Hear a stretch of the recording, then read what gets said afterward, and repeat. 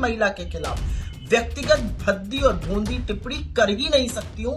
मैं इसकी घोर विरोधी हूँ। It is very unfortunate that a woman is using such derogatory language against another woman.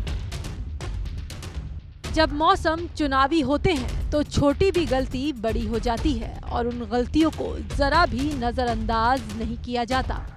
ऐसी ही गलती हुई है मोहब्बत की दुकान चलाने वाली पार्टी की वरिष्ठ नेता सुप्रिया श्रीनेत से, जिनके एक विवादित पोस्ट ने हिमाचल से लेकर दिल्ली तक की सियासत में भूचाल ला दिया है। भले ही उन्होंने भद्दे पोस्ट पर सफाई दे दी हो, लेकिन एक्शन तो लगता है होकर रहेगा।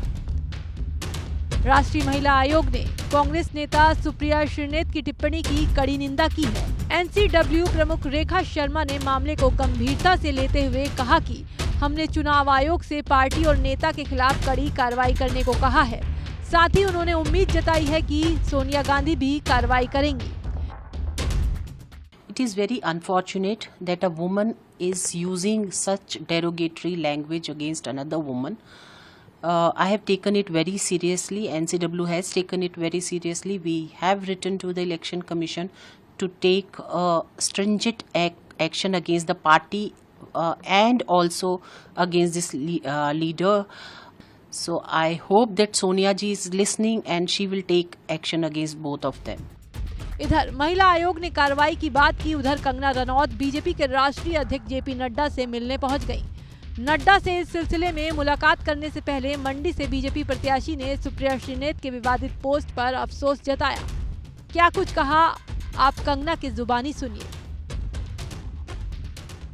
सबसे ज्यादा जो मुझे दुख हुआ है वो जो मंडी जिसे छोटा काशी कहा जाता है, पूरे विश्व में छोटे काशी के नाम से प्रसिद्ध है, जहाँ पे ऋषि पराशर से लेकर ऋषि मार्कंडेय जी ने तपस्या की है, उसके बारे में इतनी भद्दी टिप्पणी, तो हम सब मंडी वासी जो हैं वो बहुत ही कष्ट हमें हुआ है इस चीज को लेकर। हालांकि विवाद के बाद उस पोस्ट को डिलीट कर दिया गया। साथ ही सफाई में सुप्रिया श्रीनेत ने कहा कि उनके एक्स अकाउंट का एक्सेस कई लोगों के पास है, उन्हीं में से किसी ने ये घिनौनी हरकत की है।